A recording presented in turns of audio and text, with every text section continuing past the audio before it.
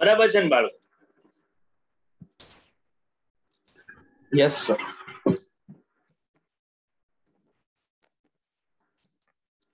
તો એક ક્વેશ્ચન લખીએ.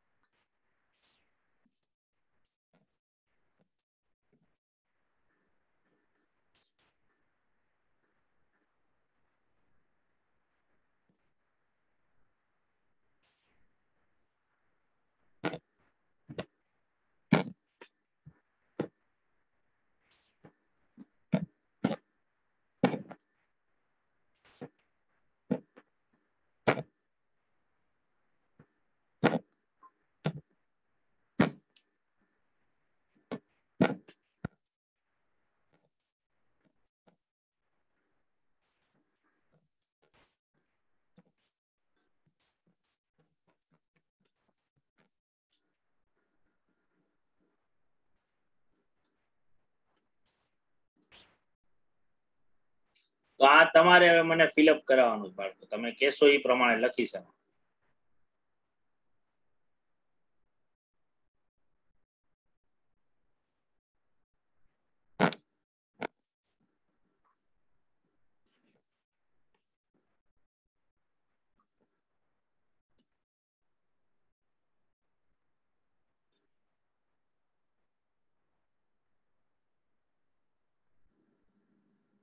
બાળકો લખાઈ ગયું ભાઈ?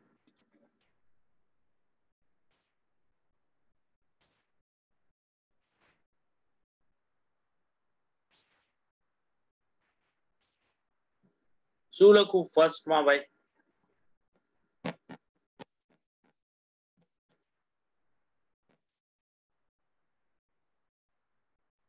તો બોલો. -0.5 અને 3.5 પછી -3.5 અને 7.5 પછી તો 3.5 અને 7.5 પછી તો કન્ટિન્યુએશન થાય ને. 7.5 અને 11.5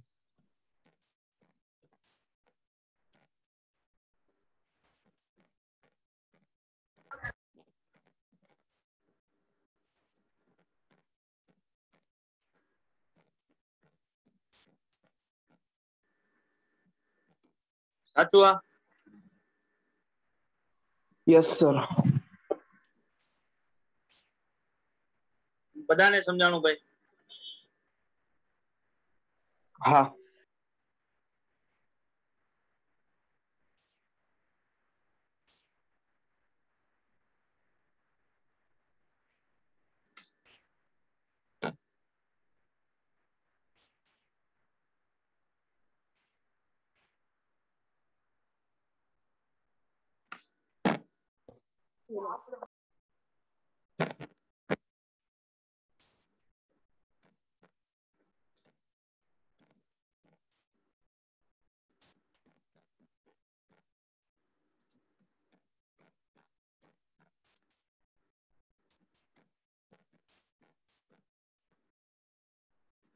હવે શું થાય? 0 થી 5, 5 થી 10, 10 થી 15, 15 થી 20, 20 થી 25. તો બીકોઝ ઓફ આ ઓવરલેપિંગ છે ભાઈ, એટલે બાઉન્ડ્રીમાં કઈ ચેન્જ આવે નહીં.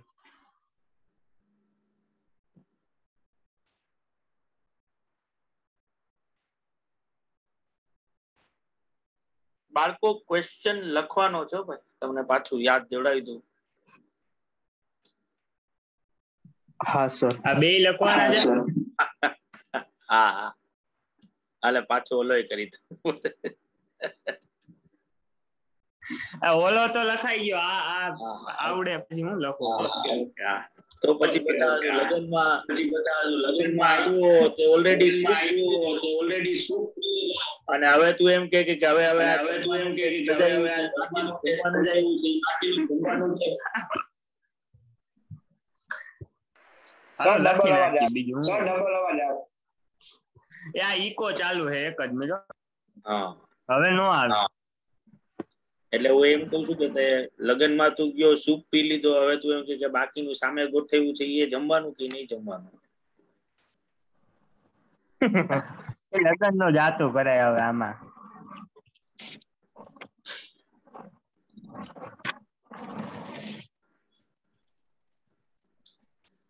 તો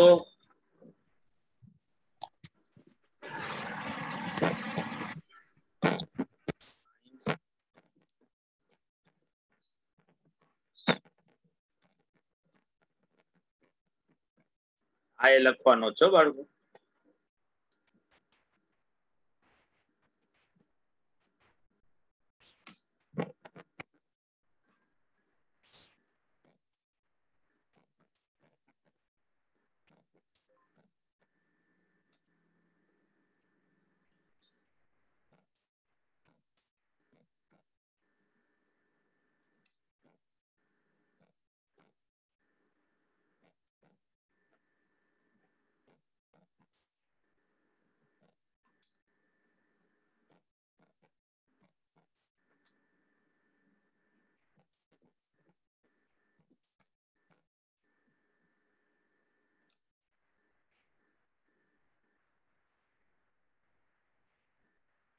કેટલા આવે ભાઈ?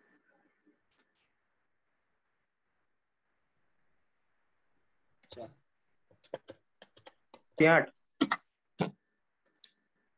4 બરાબર. 12 12 ક્લાસ માર્ક. ઓકે 12 80 18 25 40 14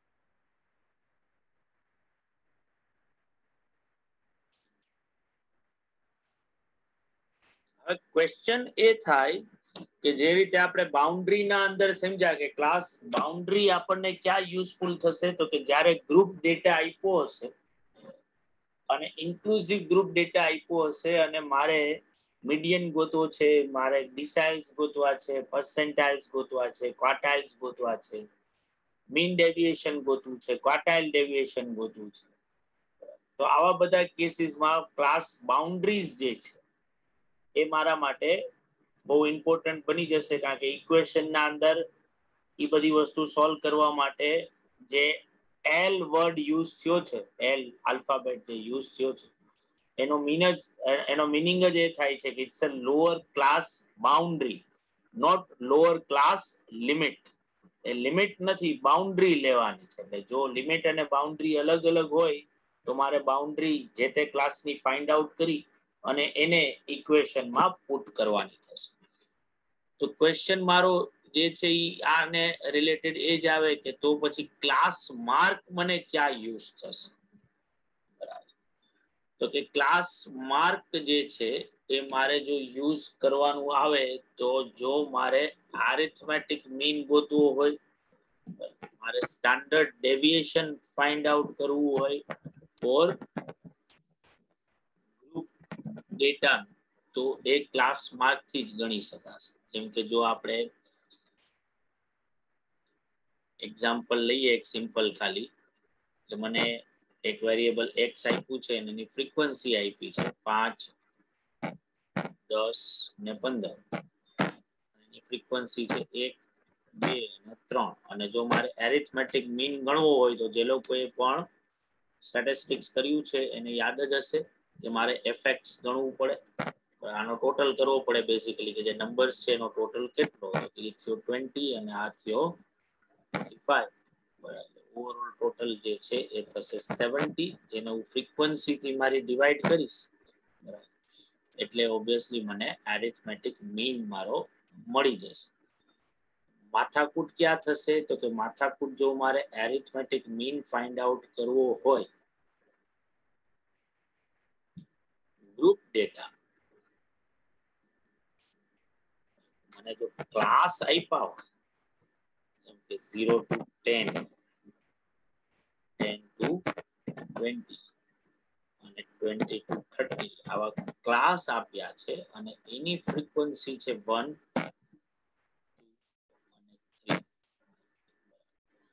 આવા કેસમાં ઓબ્વિયસલી મારે આ ફ્રીક્વન્સીને શેનાથી મલ્ટીપ્લાય કરવું કારણ કે અહીંયા કોઈ એક્ઝેક્ટ કોઈ નંબર નથી અહીંયા તો આખું ગ્રુપ છે બરાબર તો જો મારે આ ડેટાનો એરિથમેટિક મીન કરવું હોય ને તો મારે જે તે ગ્રુપની મિડ વેલ્યુ જે છે ઈ મારા માટે શું બનશે x ની વેલ્યુ થશે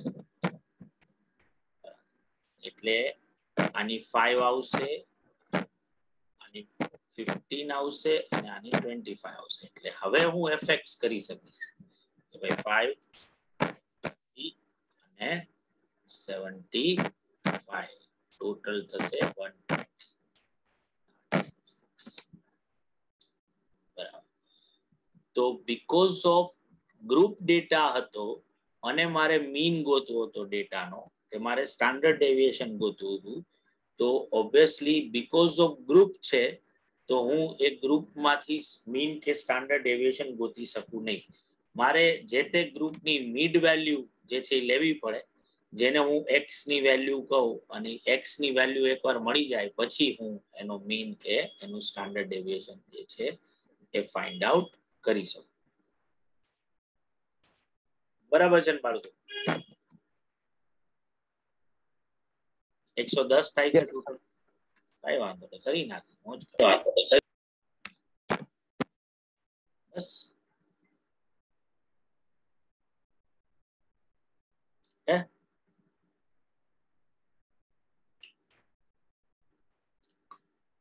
તો આ છે મિડ વેલ્યુ હવે એ જ રીતે ક્લાસની સાઇઝ વિથ કે એનું મેગ્નિટ્યુડ ઈ શું કહેવાય કોને ક્લાસની સાઇઝ વિથ કે મેગ્નિટ્યુડ કહેવાય તો કે તમારા લોઅર ક્લાસ બાઉન્ડ્રી અને અપર ક્લાસ બાઉન્ડ્રીનો જે ડિફરન્સ છે ને એને એ ક્લાસની સાઇઝ અથવા વિથ અથવા તો ક્લાસ ઇન્ટરવલ તમે કહી શકો બરાબર એટલે ઓબ્વિયસલી જો મારે અહીંયા વાત કરવી હોય કે આ ક્લાસની સાઇઝ શું તો બીકોઝ ઓફ આ ઓવરલેપિંગ છે એટલે આ ક્લાસમાં આટલા નંબર આવે 0 1 2 3 4 5 6 અને 7 એટલે ટોટલ 8 નંબર થયા એટલે આ ક્લાસની સાઇઝ કેટલી થાય તો કે આ ક્લાસની સાઇઝ થાય 8 જેટલી બરાબર એ જ રીતે આ ક્લાસની સાઇઝ કેટલી થાય તો કે આ ક્લાસની સાઇઝ 8 જેટલી થશે પણ આ ક્લાસની સાઇઝ કેટલી તો કે આ ક્લાસની સાઇઝ ખાલી 4 ની છે જ્યારે આ ક્લાસની સાઇઝ 10 ની થશે જ્યારે આ ક્લાસની સાઇઝ કેટલાની થશે 20 બરાબર અપર ક્લાસ બાઉન્ડ્રી માંથી લોઅર ક્લાસ બાઉન્ડ્રી લેસ કરો એટલે તમને ક્લાસની સાઇઝ મળે અને આ સાઇઝ નો યુઝ ક્યાં કરવાનો થાય તો કે દરેક ગ્રુપ ડેટા કે જેમાં તમે ઓબ્વિયસલી સે ફોર એક્ઝામ્પલ મીડિયન તમારે ગ્રુપ ડેટાનો ગોતવો છે એનો મોડ ગોતવો છે ગ્રુપ ડેટાનો ક્વાર્ટાઇલ્સ percentiles deciles quartile deviation mean deviation standard deviation there are numerous measurements કે જેમાં તમારે પર્ટિક્યુલર ગ્રુપ ડેટાનું તમારે મેઝરમેન્ટ ફાઇન્ડ આઉટ કરવો છે તો એ જે ગ્રુપની વાત કરતા હો એ ગ્રુપની સાઇઝ કેટલી એ તમને ખબર હોવી જોઈએ કારણ કે એ મીડિયનના ઇક્વેશન આપણે હમણાં લખ્યું હતું છે તો આ જો આ જે સી જે છે ને જે મલ્ટીપ્લાય થઈ રહ્યું છે આ સી એટલે બીજું કાંઈ નથી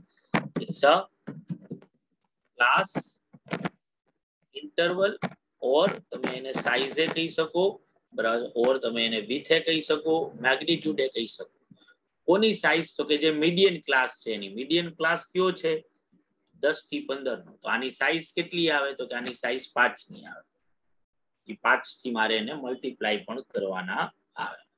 તો સાઇઝ ઓફ અ ક્લાસ જે છે કે width of a class or magnitude of a class બરાબર છે. એ કઈ રીતે મળે તો કે UHCB માઇનસ LCB કરીએ upper class boundary less lower class boundary એટલે મને ક્લાસની સાઇઝ મળશે. બધાને ક્લિયર બાળકો?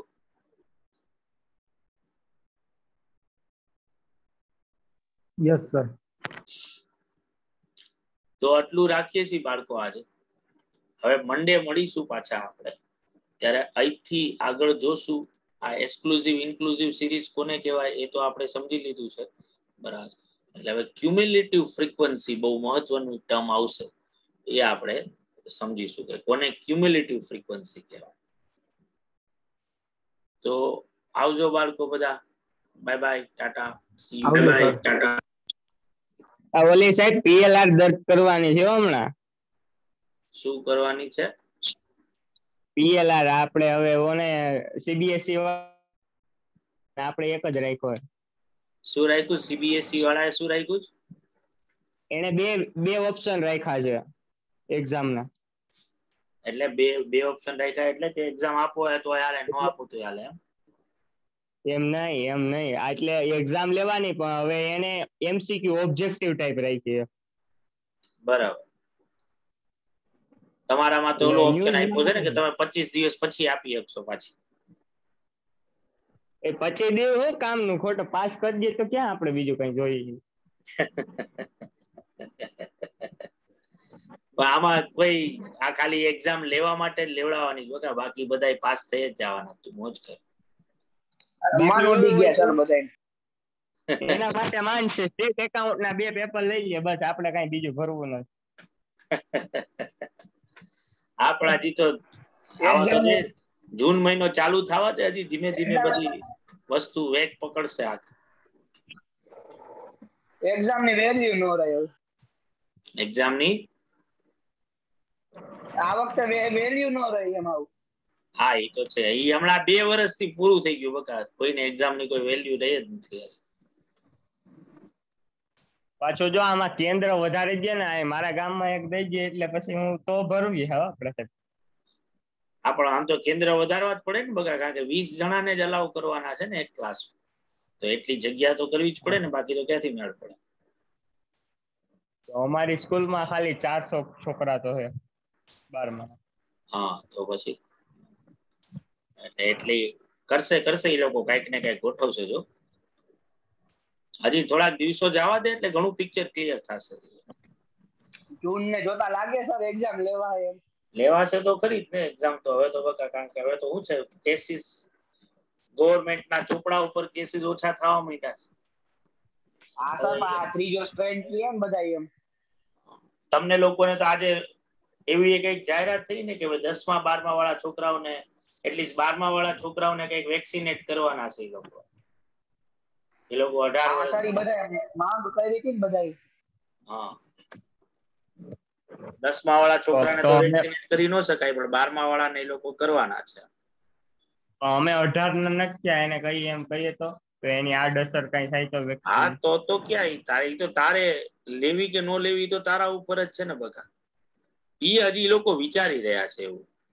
કારણ કે આ બધી વસ્તુઓ તો શું છે કે જોતો ઉપર આધારિત છે. એટલે હમણાં જો 5-6 દિવસમાં પરિસ્થિતિ કદાચ ખરાબ થાય તો વળી તમારું એક્ઝામ પાછી ઓલામાં આવે. ધીમે ધીમે આવી જ જોઈએ. પરિસ્થિતિ હવે તો ધીમે ધીમે સારી જ થવાની છે, ખરાબ તો કદાચ નહીં થાય. એટલે તમે એમ જ માની સુરતના વિદ્યાર્થી હે ને કલેક્ટર ને ઓલું આવેદન પત્ર કઈક આપવા જતા હતા, આજની બપોરની ન્યૂઝમાં હતું ભાઈ.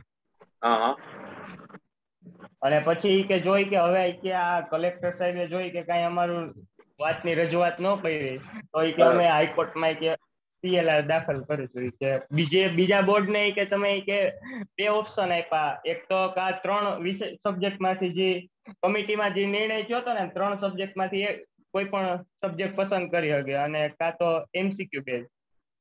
બરાબર. 1.5 કલાક ને આપણે 3 કલાક એ લખવાનું. હા એટલે થોડુંક તો ઓલું થઈ જાય. સાચી વાત છે તારી. બગા એમ સર પાછી રેગ્યુલર કોણ આવે આમાં મહેનત કરી હોય, કારણ કે છેલ્લા 1-2 મહિના જ્યાં પાછું ના પાડી દેતી એક્ઝામ ની કેદી આવે એ નક્કી નહોતી, એટલે કોઈ કઈ મહેનત જ નથી કરી. અહીંયા તો BA બાકી, ઇંગ્લિશ બાકી, ઇકો બાકી, એક સ્ટેટ એકાઉન્ટ, એસપી ગુજરાતી ભેગું છે.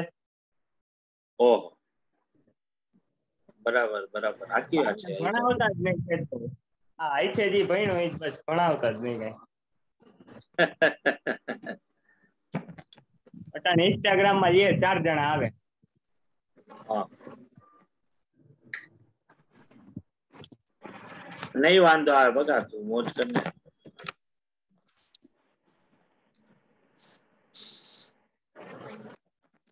બરાબર. બાકી તમે લોકો બહુ સારા માર્ક્સ થી પાસ થશો એ તો 110% ની વાત છે. આ વખતે એટલા બધા ઓલાથી સિવાય કે જે લોકોનું બહુ ખરાબ પરફોર્મન્સ સ્કૂલ લેવલે ને એ રીતે રહ્યું છે, અમુક લોકોને તો ફેલ કરવા પડશે, બાકી તો મેળ નહીં આવે.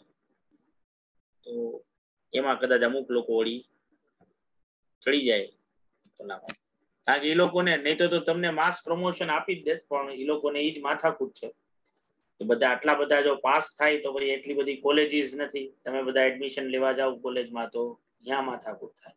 એટલે તમારામાંથી 20-30% લોકોને તો ગમે એમ કરીને કાપવા પડે, નહીં તો બાકી બીજી બધી વસ્તુઓ ખોરંભાઈ જાય છે.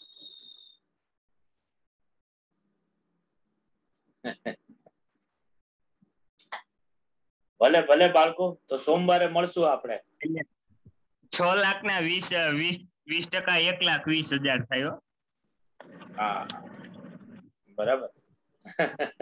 એમાં ક્યાંક આપણું નામ ન હોય આમાં. એ ન હોય બકા, કોઈ ચિંતા ન કરો. એ હા, હાલો હાલો, આવજો આવજો. આવજો સર.